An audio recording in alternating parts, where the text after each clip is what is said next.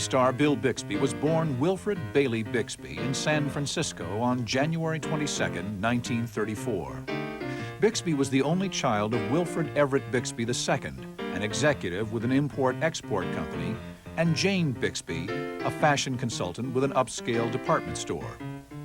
Bixby was an outgoing and inquisitive child. Bixby's cousin, John Schubert. He was very upbeat, always exploring. I think he did more mental exploring than he did physical exploring. Whether it happened to be humor, entertainment, whatever he was focused on. It was what he could learn. When we were in school together, the school put on a show, Hansel and Gretel. He did some of the stagecraft. When Hansel and Gretel were going through the forest, he did the whistling of the birds back and forth. Bixby became interested in the theater while attending San Francisco City College in 1953. Actress and classmate Lee Merriweather. He just was very distinctive. His features were clean cut, just an ideal young man. And he was very talented. I remember the production of Private Lives at City College, and he was excellent. But Bixby's parents did not approve of his interest in acting. I think they had some trepidations because they had their sights, I think, set on like becoming a lawyer, a doctor, something in the professional world.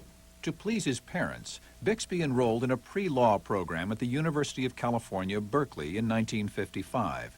But Bixby never lost his love for the theater. During summer vacations, Bixby worked as a desk clerk at the Grand Teton Lodge in Jackson Hole, Wyoming. In his spare time, he organized a musical review for the guests.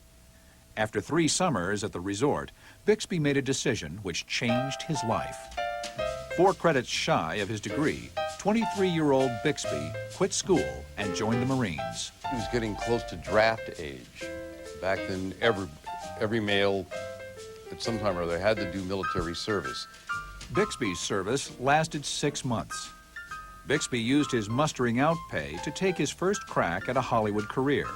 In 1957, 23-year-old Bixby moved to Los Angeles, where he worked as a bellhop and a lifeguard at the Hollywood Roosevelt Hotel. Bixby reminisced about his early days during a lecture at an acting workshop shot on home video in 1979. And a lot of people used to stay there in the advertising world. And one guy one day came over and he said, because, I was out all day in the sun, and my hair was a little bleached out, it was old California, you know. And a guy came up and they were coming out with the new Buicks, and they wanted a scuba diver. The guy was an advertising executive. He offered Bixby $100 a day to model and act in industrial films for GM and Chrysler. I went to Detroit, where they did all the industrial films, and that's where I got my camera training, because it's the same way they make movies here, but no one's going to see it in Hollywood. While he was in Detroit, Bixby made his stage debut in the Detroit Civic Theater production of The Boyfriend. I did enough stuff, and I worked for 2 years and saved enough money. I had one desire, to save enough money to study without having to work. In 1959, 25-year-old Bill Bixby moved back to Hollywood and enrolled in the Estelle Harmon School of Acting. During an acting workshop, Bixby was discovered by agent Paul Brandon. Brandon found Bixby his first television role in an episode of The Many Loves of Dobie Gillis. The part led to other roles in The Andy Griffith Show, The Danny Thomas Show, and The Joey Bishop Show. Bixby's big break came in 1963 when he was offered a co-starring role on the CBS comedy My Favorite Martian.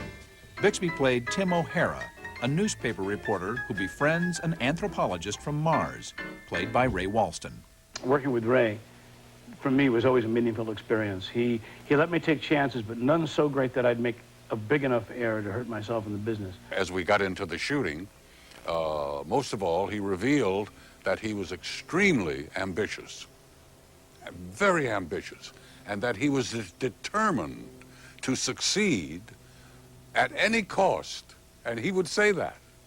Despite the somewhat ludicrous premise, My Favorite Martian was a hit. As the show became popular, 29-year-old Bixby began to make numerous public appearances. One such event was the annual Makeup and Hairstylist Ball held at the Hollywood Palladium. Organizer and publicist David Mirisch. This was a ball where each major studio at that time would present its top choice of its young actress. The Mirish production company presented 17-year-old Brenda Benet. She looked like a Greek goddess. She was just so beautiful. She had this incredible face, incredible skin, beautiful eyes. Bixby met Brenda at the ball. They spent most of the evening talking. It was the beginning of a relationship that would deeply affect both of their lives.